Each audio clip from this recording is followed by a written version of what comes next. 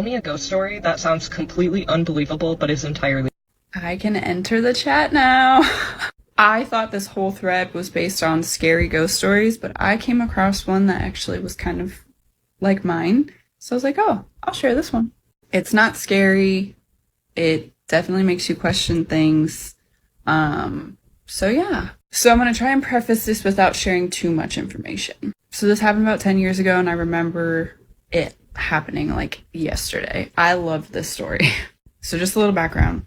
My grandpa was sick, and I lived in Reno. He lived in Sacramento, so it was a bit of a drive. I was kind of up to date on his whole state, kind of, not entirely, but kind of. But it wasn't until this whole thing that happened that I was like, ah, shit. Okay, so mine's a dream, and I'm going to try my best to explain it. I go into a lot of detail, so hopefully you guys stick with me through this whole thing. I apologize in advance. Okay, we're going to set the scene. It is my grandpa's house, my grandpa and Tutu's house in Sacramento. That it was a one-story house, and if you know how Hawaiians are, they are hoarders in a way. So there's just junk everywhere. But at the beginning of my dream, I am in actually one of my mom's cars, and I'm sleeping in the car, and I get woken up by someone knocking on the window. And it was a two-door car. So I was in the back. I had to move the seat up. They had to open the door, blah, blah, blah. Anyway, I get out of the car and I'm wrapped in a blanket, and this person asks if I'm okay. I've never met this person before, probably seen him or her, can't quite remember, in like a store or something, and their face just projected in my dream. But I was in the driveway of my grandpa's house. And I look at him. I remember feeling confused. I remember feeling very distraught. I was like, why am I here? What am I doing? Again, very vivid. But they ask if I'm okay, and I'm like, yeah. So I close the door and I start walking up the driveway towards the garage. The garage was open.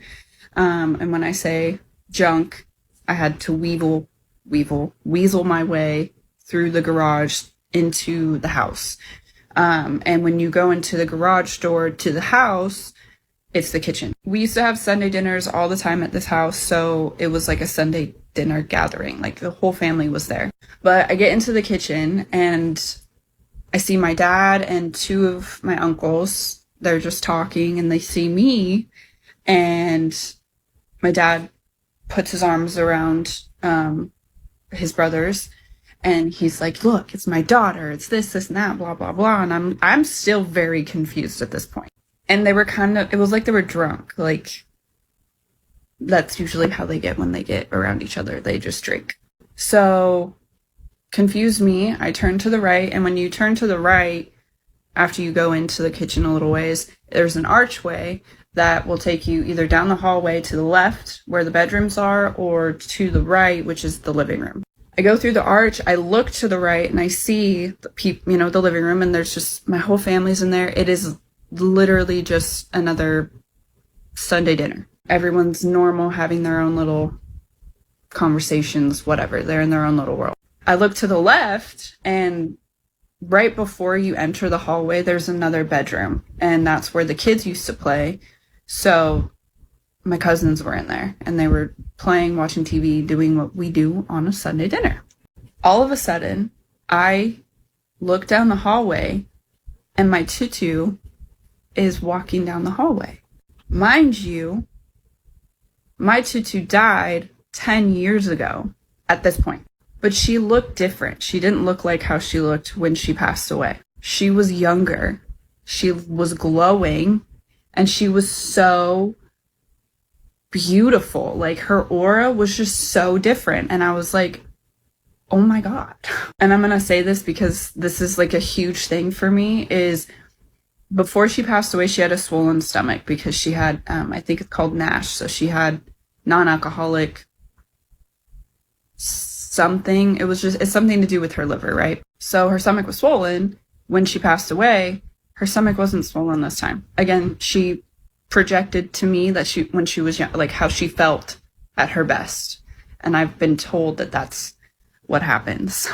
And then all of a sudden, I felt this feeling of relief. And I was so excited to see her. I was so happy. I dropped my blanket and I gave her a hug and I said, I miss you. Oh my God. I wish you were here, blah, blah, blah, right? Just the whole, everything of my emotions and feelings of missing this woman came out. And she had a very heavy accent. Like it was Hawaiian, pidgin, broken English mixed with Portuguese. So she had a very strong accent and it came through in my dream, which was amazing. So with that being said, she was talking to me too. She said, I know. I miss you too. And then she said, he will be okay. He will be okay. Everything's going to be fine. So confusion hit me.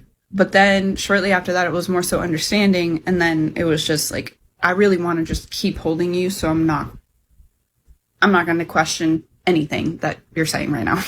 We end up falling to our knees, hugging each other in a very nice warm embrace. And in my dream, I'm realizing that I'm the only person seeing her right now. Like no one's flocking to us. No one's like, oh my God. It's just everyone's carrying on about their day or about their Sunday dinner while I'm over here on my knees, bawling my eyes out, hugging my tutu. And then shortly after that, I woke up crying, right? Because I was feeling all the emotions from the dream and it just came out into real life. But I woke up and I was so sad. Blah, blah, blah, blah, blah, blah. Literally played through my whole dream the next day, wrote it out, tried to get an understanding of what was going on. So, like I told you before, I understood that my grandpa was on borrowed time. And I didn't know how bad his state was, really, at this point. So, after I wrote it all out, made sure that I got every single detail, I called my sister. It was my sister or my mom. Again, this happened 10 years ago. But I called one of them and told them my dream. And I know it was my mom now. The reason I know is because what I'm about to tell you.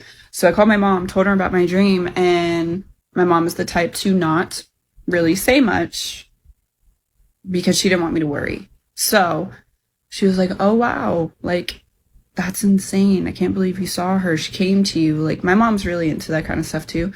So she was like, I can't believe she came to see you. That's great. That's so great. And I kept asking her, I was like, what does she mean? Like, what does she mean by everything's going to be okay? Like, I can't figure that out.